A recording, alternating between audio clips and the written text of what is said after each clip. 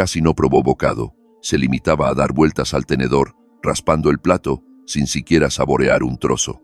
Luego, miró más allá de mí, hacia la ventana, y lo soltó como si no fuera nada. Quiero volver a sentir algo, como me pasó con ese chico del gimnasio. Él es más brillante. Se me revolvió el estómago. La habitación no se quedó en silencio, simplemente se encogió. Su voz seguía resonando en mi cabeza, pero yo ya no la escuchaba. Ya estaba de pie. No recuerdo haber empujado la silla hacia atrás. No recuerdo qué dije primero, pero sí recuerdo el sonido del tenedor golpeando su plato cuando finalmente la miré a los ojos. En fin, déjenme empezar desde el principio.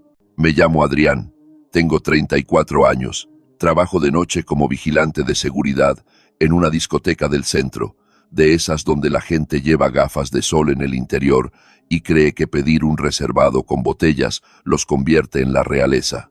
Mi trabajo no es complicado. Mantener la fila en movimiento, detener peleas antes de que empiecen y echar a los pesados que olvidan cómo funcionan las puertas. No hablo mucho durante el turno, observo. Ahí es donde reside realmente el trabajo, observar. Se aprende muchísimo del silencio. Los borrachos siempre muestran sus cartas primero. A los callados, si les das tiempo, también te lo acabarán enseñando todo. Solo tienes que dejar que la gente hable lo suficiente. Al final, ellos mismos se delatan. Pero no estoy aquí para hablar de trabajo. Estoy aquí para hablar de Inés. Nos conocimos cuando yo todavía estaba destinado en un turno de noche frente a una farmacia de 24 horas. Eso fue antes de la discoteca, cuando mi uniforme todavía olía a fregasuelos y desinfectante barato. El trabajo era aburrido. Me quedaba junto a la garita, sorbiendo café de máquina y viendo cómo las polillas se freían en los carteles de neón. Allí fue donde la vi por primera vez. Eran cerca de las 2 de la mañana. Se acercó despacio, con una bolsa de plástico y un bollo en su envoltorio. Llevaba el pelo rubio recogido en un moño suelto, una sudadera 3 tallas más grande, sin una gota de maquillaje, y con esa media sonrisa soñolienta, como si acabara de salir del sueño de alguien. ¿Tienes hambre?, me preguntó. Parpadeé. Siempre. Sacó una napolitana de chocolate que se veía tierna y me la entregó sin esperar respuesta. Luego se sentó en el bordillo, justo al lado de mi puesto, como si lo hubiera hecho 100 veces. Soy Inés. Repongo estanterías. Tú eres el de seguridad, ¿verdad? Asentí con la boca llena. Te veo siempre cuando salgo. Siempre parece que te estás esforzando mucho para no quedarte dormido. Se rió de su propio chiste y yo no pude evitar sonreír. No fue forzado, fue honesto. Aquella noche hablamos unos 40 minutos sobre nada. El clima, clientes estúpidos, su jefe que era un pesado. Yo le conté lo del tipo que intentó robar 40 paquetes de pilas, pegándoselas a los muslos con cinta aislante. Casi se atraganta con su café de máquina. Desde esa noche, simplemente se convirtió en costumbre. Empecé a cuadrar mis descansos con la hora en que ella terminaba su turno. No lo planeamos, simplemente sucedió. A veces ella traía algo de picar. A veces yo compraba 2 bocadillos en lugar de 1 y fingía que me había equivocado. Nos sentábamos en las escaleras de servicio detrás de la farmacia, intercambiábamos historias, bebíamos café horrible y nos reíamos de cosas que a nadie más le parecerían graciosas. Ese fue el comienzo. Empezamos a salir unas semanas después. Recuerdo el primer beso, no porque fuera especial, sino porque fue muy sencillo. Se inclinó en mitad de una frase, como si fuera la cosa más natural del mundo, y me besó como si llevara años haciéndolo. Ya era hora, murmuró después. Eres muy lento. Nos mudamos juntos 6 meses más tarde. Encontramos un piso de 2 habitaciones encima de una lavandería. Las paredes eran finas, el pasillo olía a lejía, pero el alquiler era decente y había un pequeño balcón donde pegaba el sol de la tarde.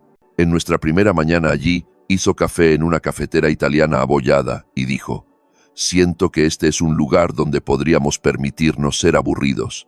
Me reí. Ya somos aburridos. Ella sonrió. Entonces, vamos adelantados. Las pequeñas cosas hacían que funcionáramos. desayunos en el coche los viernes por la mañana antes de su turno. Ella traía tostadas con tomate y servilletas de sobra porque a mí siempre se me olvidaban. Noches de cine, en el sofá, discutiendo sobre qué ver y terminando siempre con las mismas películas de acción malas. Notas aleatorias en la nevera, no te comas esto o te mato, pegada a un trozo de tarta sobrante. Hubo una noche que no podíamos dormir y terminamos bailando despacio en la cocina con un jazz que sonaba metálico por el altavoz de su móvil. Le pisé el pie 2 veces y aún así dijo que yo era sorprendentemente grácil para ser un armario. Peleábamos a veces por tonterías, los platos, el ruido, la colada, pero siempre se pasaba rápido. Uno de los dos suspiraba, abrazaba al otro y decía, «Vale, ya se me ha pasado el enfado», y se acababa. Yo no crecí en un entorno tranquilo. Mis padres se peleaban como si fuera un deporte olímpico. Estar con Inés era como respirar aire puro después de años en una habitación llena de humo. Pero ya sabes que, a veces, el cambio no llega como una tormenta, sino como una gotera.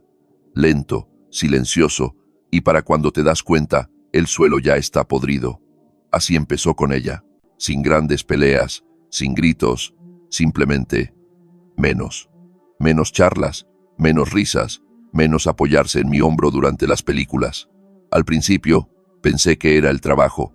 Cogió turnos extra, decía que faltaba personal en la tienda. Llegaba más tarde, demasiado cansada para comer, y mucho menos para hablar. Le di espacio, no presioné. Pero luego empezaron los fines de semana también. Empezó a ir al gimnasio por las mañanas, incluso los sábados, que solían ser nuestros días de desayuno tranquilo. Cuando le pregunté si quería venir a la barbacoa de mi primo, dijo que estaba agotada. A ella le encantaban sus costillas. Una noche llegué a casa y la encontré ya dormida, de espaldas y con los auriculares puestos. Me quedé allí un momento, con las llaves aún en la mano, sintiendo que había entrado en la casa de un extraño. Seguí intentándolo. La invitaba a salir. Planeaba cosas pequeñas. Una caminata, una película, su comida favorita para llevar. La mayoría de las veces decía que no. Cuando decía que sí, sonreía educadamente, como un invitado que intenta ser amable. Seguíamos teniendo intimidad, pero empezó a sentirse raro, rutinario, silencioso, como si ella estuviera en otro lugar mentalmente. No estaba enfadada, ni fría, simplemente estaba ausente. Lo peor era que yo no sabía cómo sacarlo a colación. ¿Qué dices cuando alguien se te escapa de las manos y ni siquiera admite que se está moviendo? ¿Estás bien?, le pregunté una noche mientras nos lavábamos los dientes. Escupió, se limpió la boca y dijo, «Sí, solo cansada». Esa era su respuesta para todo. También empecé a notar pequeñas cosas. Su teléfono siempre boca abajo. Empezó a maquillarse para ir al gimnasio. Mallas nuevas, batidos de proteínas en la nevera. Ella odiaba esas cosas. No quería creer lo que estaba pensando. Todavía no sé si lo creía entonces, pero mi instinto lo sabía mucho antes de que mi cabeza se pusiera al día. La tensión siguió aumentando y yo seguí tragándomela hasta esa noche durante la cena. Llegó un punto en el que dejé de preguntar. Dejé de ofrecer planes para el fin de semana. Dejé de prepararle el café por las mañanas. Dejé de intentar sacar algo de ella que ya no estuviera allí.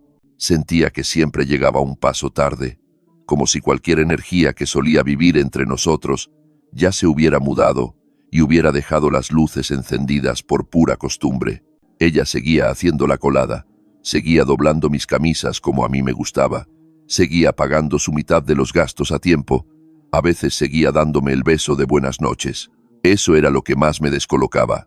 Lo normal que parecía todo por fuera, pero era como vivir con un fantasma bien entrenado. Una noche, la pillé mirando el móvil con esa sonrisilla, de las que no se fingen. No se dio cuenta de que la observaba desde el pasillo. Cuando entré, bloqueó la pantalla rápido y le dio la vuelta al teléfono. No dije ni una palabra, solo fui a la nevera y cogí una cerveza. ¿Sabes esa sensación de cuando sabes que algo va mal, pero no quieres confirmarlo? Como si tus tripas estuvieran gritando, pero tu cabeza se tapara los oídos. Ese era yo. Todos los malditos días. Empecé a trabajar turnos más largos en la discoteca. Me ofrecí voluntario para los jueves también. Me decía a mí mismo que el dinero extra venía bien, pero en realidad no quería sentarme en el sofá junto a alguien que ya había hecho las maletas emocionalmente. Incluso mis compañeros lo notaron. Una noche, durante un descanso para fumar, Mario, un tipo que lleva trabajando en puertas desde que los móviles con tapa eran modernos, me miró y dijo: «Tienes esa mirada, ¿no?» «¿Qué mirada?»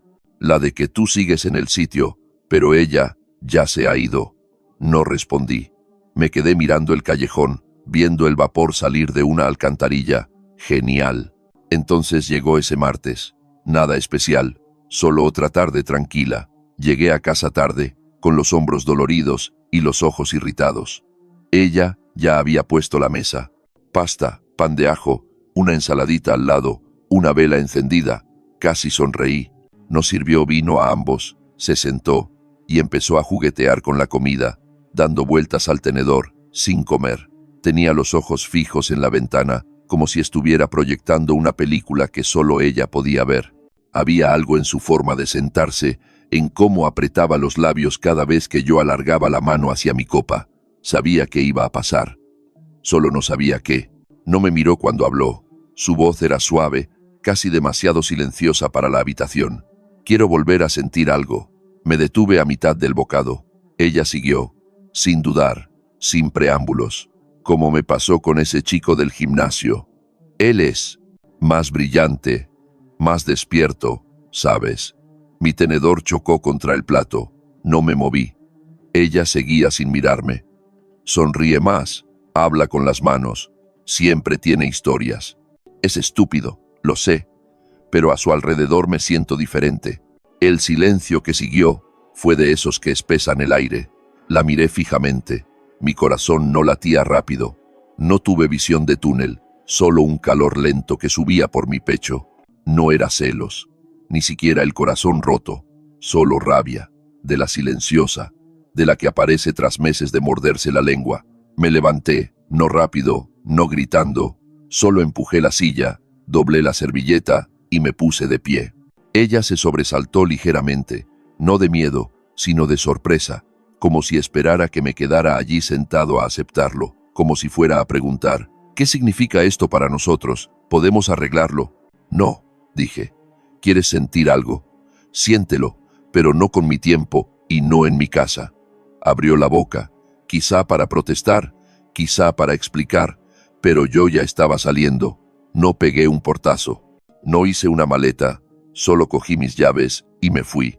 Dormí en la sala de personal de la discoteca esa noche, en el sofá de cuero roto cerca de las taquillas. Apestaba a Red Bull derramado y a perfume barato, pero al menos estaba tranquilo. Apagué el móvil. No quería ver su nombre aparecer. No quería un mensaje mediocre tipo: «No quería decirlo así» o «podemos hablar». A la mañana siguiente volví temprano. Ella todavía estaba en la cama, o quizás solo fingía dormir. Fui a la cocina, hice café, me senté a la mesa y esperé. Cuando salió, no me molesté en charlar. «Recoge lo que necesites. Llévate lo que quieras, pero no lo alargues». Ella se quedó allí con su sudadera gigante, el pelo revuelto, los ojos hinchados. «Adrián, no voy a hacer preguntas. No voy a rogarte que te quedes. Ni siquiera estoy enfadado, Inés. Simplemente he terminado». Me miró como si estuviera hablando otro idioma, como si no se supusiera que yo debiera reaccionar así. Quizá esperaba drama, o silencio, o lágrimas, pero todo lo que me quedaba era claridad. «¿Seguro que no quieres que hablemos primero?», preguntó con voz pequeña. La miré a los ojos. «Ya has dicho todo lo que importa». No lloró, no discutió, simplemente se dio la vuelta, volvió al dormitorio y empezó a empacar. Tardó como 1 hora. Me quedé en la mesa todo el tiempo, bebiendo mi café, pasando fotos viejas en el móvil. Apareció una. Nosotros en el balcón, bebiendo cervezas calientes el día de la mudanza, riéndonos de alguna estupidez. La miré un segundo y luego la borré. Cuando salió con una maleta pequeña y un bolso, me levanté. Dudó en la puerta. «Estaré en casa de mi madre», asentí. «Si necesitas algo». «No lo necesitaré». Se quedó allí como si quisiera decir algo más. Quizá esperaba que la detuviera, quizá esperaba una escena. No lo sé, pero no me moví y ella se fue. Esa puerta se cerró con un clic más suave de lo que esperaba, más silencioso de lo que debería haber sido. ¿Alguna vez has vuelto a un sitio que todavía huele a alguien, pero sientes como si nunca hubiera sido real? Esa primera noche solo fue extraña. Pensé que me sentiría furioso o destrozado o algo grande, pero en lugar de eso, todo estaba en calma. Solo yo, el zumbido de la nevera y el tic-tac lento de ese feo reloj de cocina que ella compró en un rastro. Me senté en el sofá con una cerveza fría, con los zapatos puestos, y me quedé mirando la pantalla apagada de la tele, sin pensar, sin llorar, solo sentado. El lugar se veía igual. Sus zapatillas ya no estaban, tampoco las vitaminas del mostrador, la crema de camomila y el jersey que siempre dejaba colgado en la silla del comedor. Pero su fantasma seguía en todas partes. Los días siguientes fueron borrosos. Fui a trabajar, cogí turnos extra, llegaba tarde, dormía poco.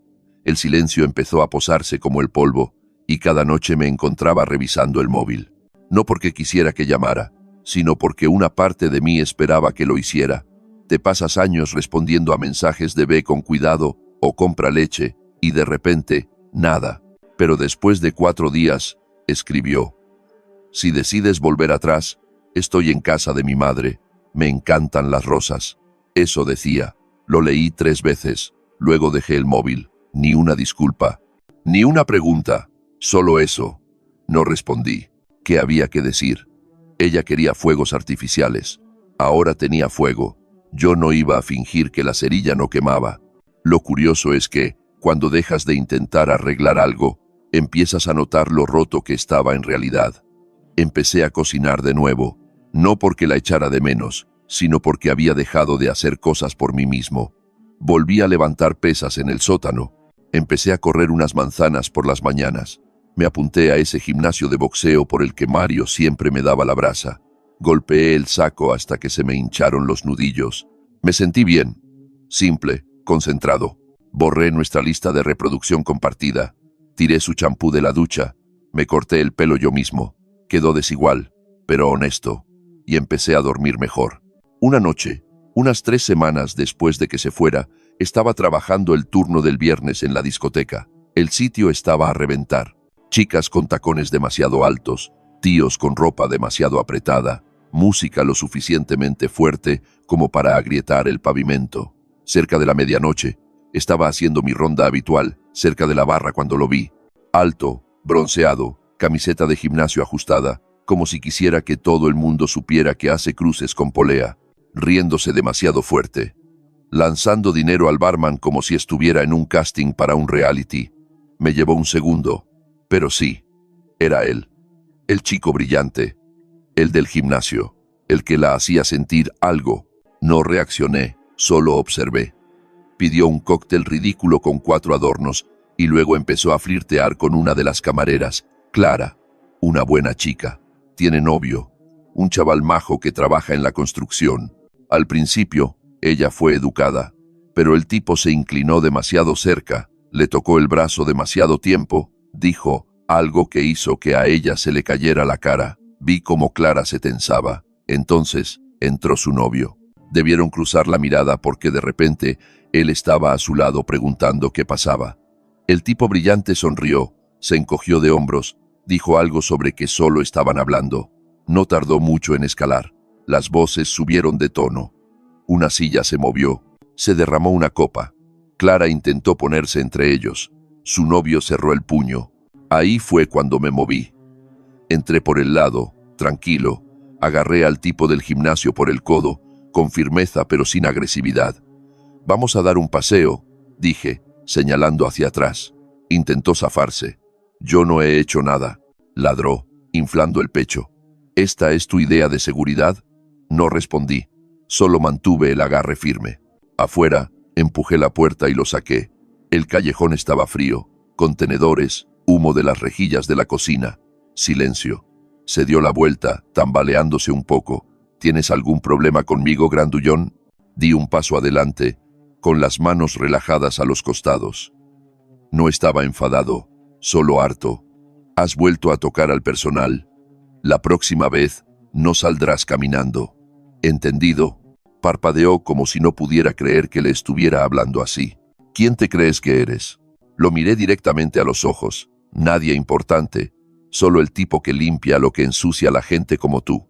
No supo qué contestar, solo bufó, murmuró algo entre dientes y se alejó, tambaleándose por el callejón como un extra rechazado de un videoclip. Me quedé allí un momento, dejando que el frío me diera en la cara. Luego volví a entrar y comprobé cómo estaba Clara. Ella asintió, todavía algo alterada. Le di una palmadita en el hombro al novio y le dije que ya estaba solucionado, y eso fue todo. Sin drama, sin escena, solo la realidad. Volví a casa esa noche, colgué la chaqueta, abrí la ventana y me senté en el borde de la cama con el aire entrando. Pensé en que ella una vez dijo que nuestra vida era demasiado tranquila, y me di cuenta de que me gustaba la tranquilidad. No estaba vacía, estaba limpia. 2 días después de aquella noche, estaba cerrando la puerta trasera de la discoteca, haciendo una última inspección antes de irme a casa. Eran casi las 3 de la mañana, el aire era fresco, la calle estaba en silencio. Estaba muerto de cansancio y solo quería una ducha caliente y una cerveza fría. Fue entonces cuando la vi. Inés, de pie al otro lado de la calle bajo una farola estropeada, con las manos en los bolsillos del abrigo, sosteniendo uno de esos cafés para llevar de la gasolinera, la misma marca que solía traerme en los descansos. Tenía el pelo suelto, la cara pálida, sin maquillaje, allí parada como si no supiera qué hacer con ella misma. No me moví. Cruzó la calle despacio, se detuvo a unos metros. Nos miramos. «Hola», dijo en voz baja. Asentí, no respondí. Miró hacia abajo y luego volvió a mirarme. «No he venido a pelear ni a montar una escena. Vale. Es que te vi la otra noche, desde la ventana de casa de una amiga. Te veías», vaciló diferente, concentrado, como si te fuera bien. No dije nada, dejé que hablara. Cometí un error, Adrián. Parecía que lo decía de verdad. Se le quebró un poco la voz. Ojos brillantes, pero sin lágrimas. Pensé que eras aburrido, seguro, predecible. Y odiaba eso. No sabía explicar por qué me asustaba. Pero después de irme, me di cuenta de que no eras aburrido. Solo eras estable, sólido, y yo no supe gestionar eso. Tomé aire, dejé que el momento reposara. Ella continuó. «Ese chico del gimnasio es un chiste. Ni siquiera era real. Me dejé llevar por la atención, y luego, cuando se desvaneció, me quedé sin nada. Silencio. Te echo de menos», dijo finalmente. La observé, sin ira, sin tristeza, solo observando. Dio un paso adelante. «Podemos hablar. Quizá tomar un café o algo algún día». Dejé que la pregunta flotara en el aire un momento. Luego, hablé. «Tenías razón, Inés. En aquel entonces, yo era predecible. Tenía rutinas. Me gustaban las mañanas tranquilas, el mismo café y los mismos cereales». Ella medio sonrió. «Lo sé, pero eso no significa que yo no fuera suficiente. Y desde luego, no significa que mereciera que me dejaran en el banquillo por cualquier payaso con abdominales». Se le cayó la cara. «No estoy enfadado», añadí. «Ya no. Pero no voy a volver. No me interesa arreglar algo que se rompió en silencio. Ese tipo de roturas no se parchean. Simplemente aprendes a vivir sin el ruido». Pareció que quería rebatir, pero luego solo asintió. «Lo entiendo», dijo. «De verdad». Le hice un pequeño gesto con la cabeza. «Cuídate, Inés». Me di la vuelta y caminé hacia mi coche. No me siguió. No me llamó. Se quedó allí bajo la farola, sosteniendo un café que ni siquiera llegó a probar. Eso fue hace 6 meses. Ahora me despierto más temprano. Corro más. Estoy en ese gimnasio de boxeo a tiempo completo. He empezado a comer mejor, a beber menos, a reírme más. El piso se siente mío ahora. He cambiado los muebles de sitio. He pintado la pared de la cocina de un verde oscuro que ella siempre decía que sería demasiado. Resulta que me encanta. Incluso he vuelto a leer. Nada sofisticado, solo viejas novelas policíacas y libros de bolsillo usados. Algo en los personajes imperfectos que siguen adelante me llega de forma distinta ahora. Veo a la gente de otra manera. Observo más despacio, escucho más, y sí, sigo ganándome la vida junto a una puerta. Sigo separando peleas. Sigo recibiendo copas derramadas en las botas, pero ya no me siento pequeño en mi propia vida. La semana pasada me miré en el espejo y vi algo que no había visto en mucho tiempo. Un hombre. No porque me haya puesto fuerte, ni porque me haya dejado barba o comprado una chaqueta de cuero, sino porque me marché cuando tocaba. Porque no supliqué, no me desmoroné, no perseguí a alguien que ya me había soltado. ¿Sabes lo que eso le hace a la columna de un hombre? Te la endereza por completo. Así que, si alguna vez has estado en esa silla frente a alguien que te dice que no eres suficiente, recuerda esto. No se trata de ser más, se trata de ser auténtico. Y a veces, ser auténtico significa levantarse, coger las llaves y caminar hacia el frío con la cabeza alta. Y si vuelven más tarde, deja que se enfrenten al silencio que ellos mismos crearon. Yo lo hice, y nunca me he sentido mejor.